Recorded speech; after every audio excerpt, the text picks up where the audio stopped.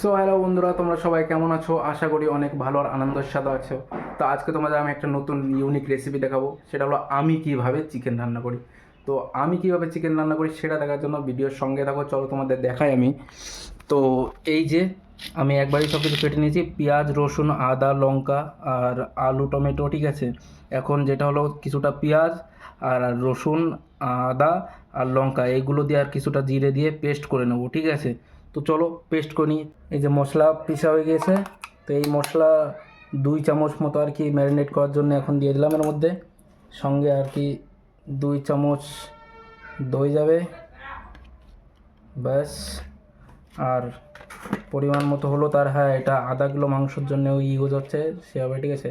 সামান্য পরিমাণ হলুদ আর আধা চামচ ধনের গুঁড়ো, কারণ পরে আবার দিতে হবে তো, তখন অল্প অল্প করেই। আর 1 চামচ মতো লঙ্কার গুঁড়ো দেবো, হ্যাঁ, কারণ পরে আবার দিতে হবে। আর একটু সর্ষের তেল পরিমাণ মতো, আর লবণ দেবো 1 চামচ লবণ। এখন এইটা দিয়ে ভালো করে মেখে ম্যারিনেট করে, মানে আধা 1 ঘন্টা থাকবে ম্যারিনেট করা, তারপর যাই হোক রান্না আর কি স্পেশালিটিভাবে রান্না হবে। আমি তো এইভাবেই রান্না করে থাকি। তোমরা কেমনভাবে রান্না করো, ঠিক আছে, কমেন্ট অবশ্যই জানাও, অবশ্যই বলো। ভালো করে দইটা একদম ফিনিশিংয়ের সাথে করে মিক্স করতে হবে, হ্যাঁ, একদম, যাতে গ্রেভিটা একদম ওয়াও ওয়াও হয়, ঠিক আছে। মানে এই যে মোটামুটি ভালো করে রান্না হলো। আমি অত প্রফেশনাল না, তারপরেও আর কি। সো বন্ধুরা, এখন সরষের তেল কড়াইতে দিয়ে গরম হয়ে গেছে। তো এখন ফোড়ন দেবো, ঠিক আছে। তো ফোড়ন দেওয়ার জন্য জাস্ট একটা দারচিনি আর 2-3টে কালো মরিচ দেবো আমি, কারণ কালো মরিচ আমার খাতে খুব ভালোই লাগে।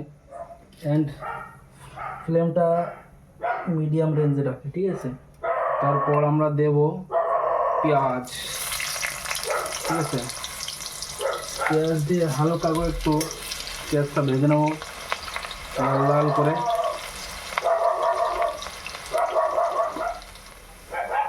তো এখন দেখতে পাচ্ছ যে পেঁয়াজটা হালকা করে লাল লাল করে ভাজা হয়ে গেছে, লাল লাল মতো হয়ে গেছে, ঠিক আছে, গোল্ডেন ফ্রাই।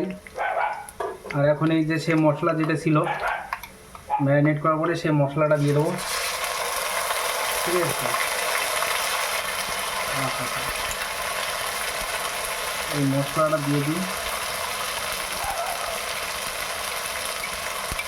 আর হ্যাঁ, ফ্লেমটা কিন্তু মিডিয়াম রেঞ্জে রাখতে হবে, হ্যাঁ, নাহলে কিন্তু মশলা কিন্তু গলে যাবে। মিডিয়াম রেঞ্জে রাখে হালকা হালকা করে, বেশ টাইম লাগবে, ঠিক আছে, কিন্তু বেশ কায়দার মতো নামতে হবে, হালকা হালকা রাখে।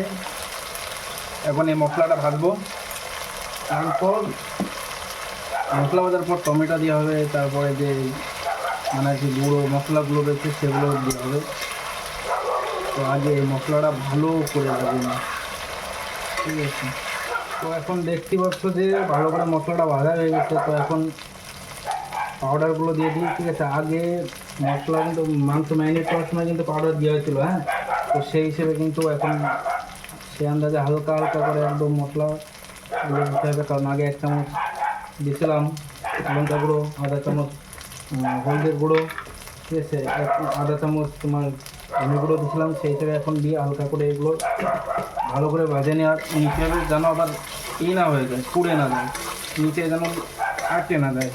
নিচে থাকলে হালকা করে একটু জালটা কম দিয়ে নেবো। আর এবার টমেটো দেবো, ঠিক আছে। টমেটো দেওয়ার পরে কিন্তু লবণ দেবো, যাতে টমেটোগুলো গলে যায়। আগে মাংসের মধ্যে ম্যারিনেট করার সময় লবণ দিয়েছিলাম, সেই হিসাবে এখন কম করে দিই। দরকার যদি পড়ে আবার তবে আবার দেওয়া যাবে। এখন দেখা যাচ্ছে যে টমেটোগুলো বেশ ভালো করে একটু গলা হচ্ছে মোটামুটি। এবার যে ম্যারিনেট করে রাখা মাংস ছিল, ঠিক আছে, সেই মাংসটা দেবো, হ্যাঁ, আস্তে আস্তে দিয়ে।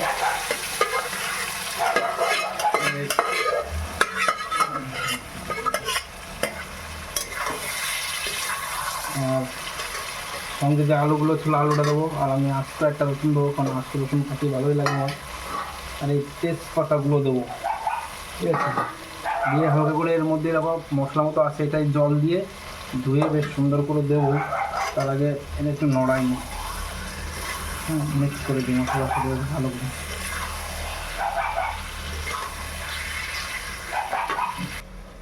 এই যে সেই জল, ঠিক আছে, মশলা দেওয়া এখন দিয়ে দিই হালকা করে, দিয়ে হালকা করে নেড়ে এটা কষানো হবে আবার মাংসটা, ঠিক আছে। এদের ভালো করে নাড়ে মিক্স করে দিই, দিয়ে মাংসটা কষাতে হবে একদম ফুল ফ্লেমে, যতক্ষণ না মাংস থেকে তেল আসবে, জল শুকিয়ে যায়, ঠিক আছে। তো এখন ফুল ফ্লেম করে দিই, দিয়ে এখন এটা ঢাকে দিই, ব্যাস। প্রতি 1-2 মিনিট অন্তর অন্তর কিন্তু মাংসটা নাড়ায় নিতে হবে কষানোর সময়, হ্যাঁ, নাহলে কিন্তু নিচে লাগে, মশলা জ্বলে যাবে প্লাস মাংস। তো 1-2 মিনিট অন্তর অন্তর একটুখানি আলাদা করে মাংসটা নড়িয়ে নিবা।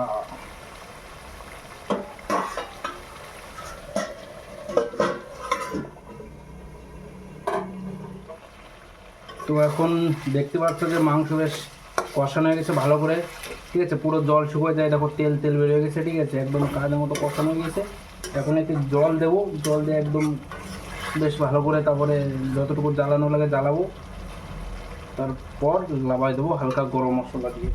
তো এখন আগে জল দিই, বেশি দেবো না জল, 1 গ্লাসই জল দেবো, 1 গ্লাস জল অনেক, ঠিক আছে। 1 গ্লাস জল দিয়ে মিডিয়াম ফ্লেমে হতে থাক।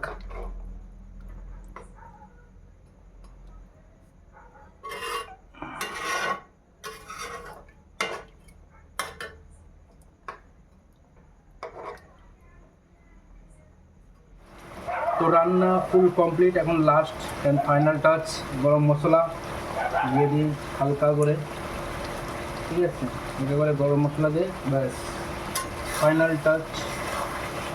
আর রান্নাটা কেমন হলো ভিডিও কমেন্টে জানাও, তোমরাও রান্না করে খাও, কমেন্টে জানাও। আর এই রকম ভিডিও কিন্তু দেখার জন্যে আমাদের চ্যানেলকে সাবস্ক্রাইব করো আর চ্যানেলের সঙ্গে রাখো। So okay,